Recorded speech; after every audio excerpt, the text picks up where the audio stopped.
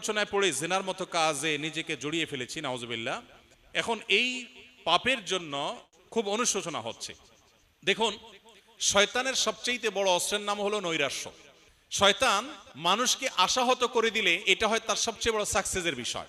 আর ইমানদারের কাজ হলো কোনোভাবে শয়তানকে সাকসেস হতে না দেওয়া। আল্লাহ বলেছেন, লা তাকনাতু মির রাহমাতিল্লাহ, আল্লাহর রহমতের আশা কখনো তোমরা ছেড়ে দিবে না, কখনো নিরাশ হবে না। ইন্নাল্লাহা ইয়াগফিরুয যুনুবা জামিআ, আল্লাহ সকল গুনাহ মাফ করে দিবেন। এমন কোন পাপ নেই যে পাপ আল্লাহ মাফ করবেন না।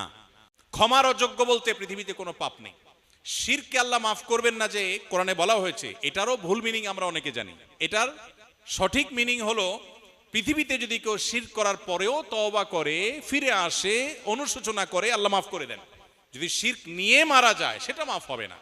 অতএব জেনায় লিপ্ত হয়ে গেছেন কোন তরুণ, নিজের পাপ বুঝতে পেরে আল্লাহর কাছে ক্ষমা প্রার্থনা করেছেন, আর কখনো সে পথে ভুলেও পা মারাবেন না এ মর্মে সংকল্প করেছেন, এই কাজগুলো যদি কেউ করেন আল্লাহ তাআলা নিঃসন্দেহে তার গুনাহ মাফ করবেন।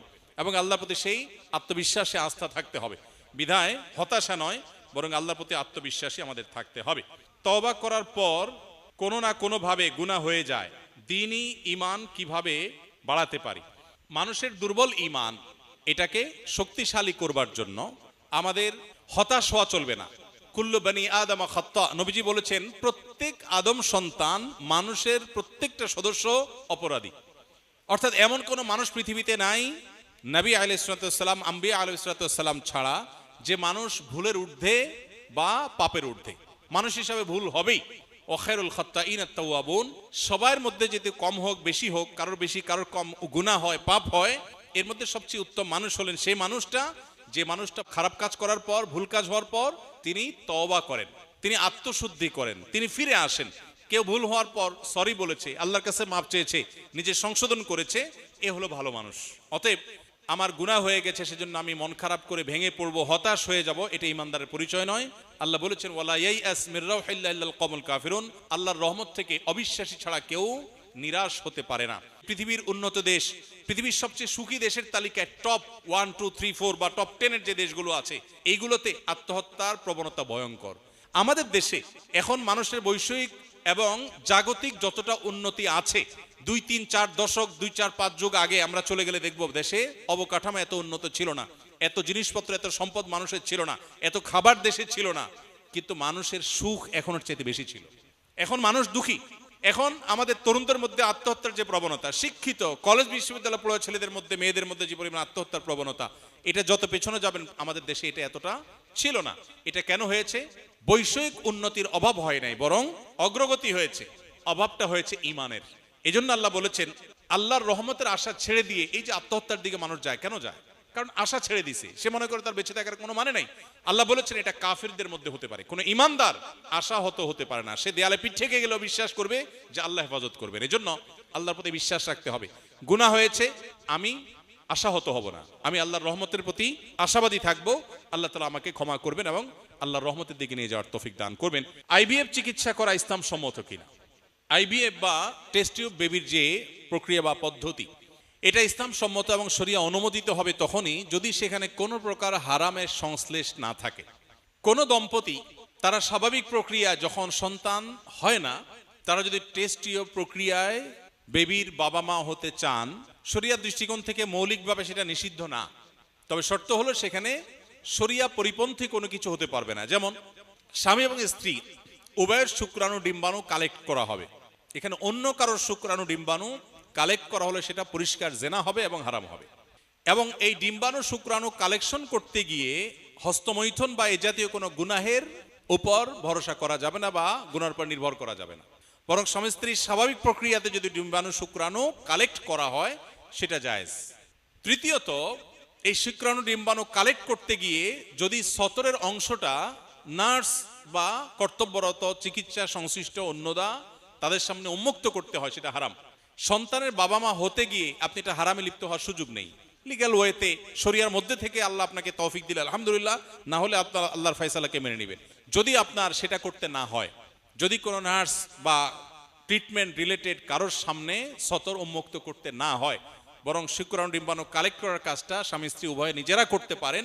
এবং এই জাতীয় কোনো হারাম যেগুলো কথা বললাম বা আরো কোনো হারাম থাকলে সেগুলো যদি অ্যাভয়েড করে কেউ আইভিএফ পদ্ধতিতে সন্তানের বাবা হতে চান, নির্দ্বিধায় শরিয়া সেটাকে অনুমোদন করে। মৌলিকভাবে নিষেধ না, তবে কোনো হারামে যেন লিপ্ত হতে না হয়। আমি একজন যুবক, সম্প্রতি একটি চাকরি শুরু করেছি। বিয়ের বিষয়ে পরিবারকে ইঙ্গিতভাবে বুঝিয়েছি, কিন্তু তারা মোটেও গুরুত্ব দিচ্ছেন না। তারা চান আমার বিয়ে যেন ইউরোপে বসবাসরত কোনো বাংলাদেশি প্রবাসী মেয়ের সাথে হয়, কিন্তু আমি দেশে থেকে জীবন গড়তে চাই। আমরা সিলেটিরা কষ্ট করে পরিবারকে রাজি করালেও আমাদের সিলেটে প্রায় সব মেয়ের অভিভাবক দেশে চাকরি বা ব্যবসা করা ছেলেদের গুরুত্ব দেন না। বিশেষ করে ইউরোপ প্রবাসী হলে ছেলে হলেই হয়েছে। এই অবস্থা আমরা যারা চরিত্র হেফাজত করার জন্য বিয়ে করতে চাই, আমাদের কি করা উচিত? বিশেষ দ্রষ্টব্য, নিজেকে হেফাজতে রাখতে আমি প্রায় রোজা রাখার চেষ্টা করি। আমার বাবা এখানে আছেন, দয়া করে এই বিষয়ে কিছু পরামর্শ দিলে উপকৃত হব। মাশাআল্লাহ, আসামি হাজির। দেখেন, এই প্রশ্নটা টু মাচ কমন। আমরা যেখানেই যাই প্রশ্নোত্তর সেশনে এই প্রশ্ন আসবেই। তো এই ধরনের প্রশ্ন ব্যাপকভাবে আমাদেরকে পেতে হয়। দেখুন, কোন পরিবারে ছেলে হারাম থেকে বাঁচার সংগ্রাম করছে, চেষ্টা করছে যেন তার চরিত্রে কালিমা না লাগে, আর বাবা মা তাকে সহযোগিতা করছে না, এর চেয়ে দুর্ভাগ্যের বিষয় আর কি হতে পারে?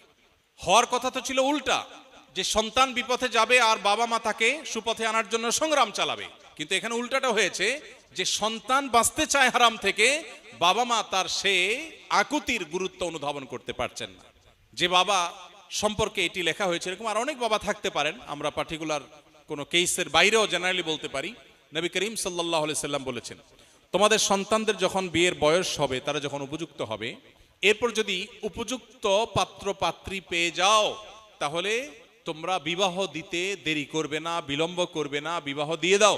যদি না দাও, তাহলে সেক্ষেত্রে এর ফলশ্রুতিতে যে ফিতনা ছড়িয়ে পড়বে, এর ফলশ্রুতিতে যে গুনাহের সয়লাভ হবে, হারাম রিলেশন তৈরি হবে, এর দায়ভার কিন্তু ওই বাবা মাকেই বহন করতে হবে। সন্তানের গুনাহ তো হবেই, সে অপরাধে লিপ্ত হওয়ার কারণে। বাবা মার অবহেলার কারণে যে হারাম পর্যন্ত গিয়েছে, গড়িয়েছে, সেটা দায়ভার কিন্তু বাবা মাকে নিতে হবে। এজন্য দায়িত্বশীল বাবা মার পরিচয় আমাদেরকে দিতে হবে। আমরা আমাদের সন্তানদের চরিত্রের মূল্য আমরা বুঝি না। একটা সামাজিক এক ট্যাবু আমাদেরকে আটকে ফেলেছে।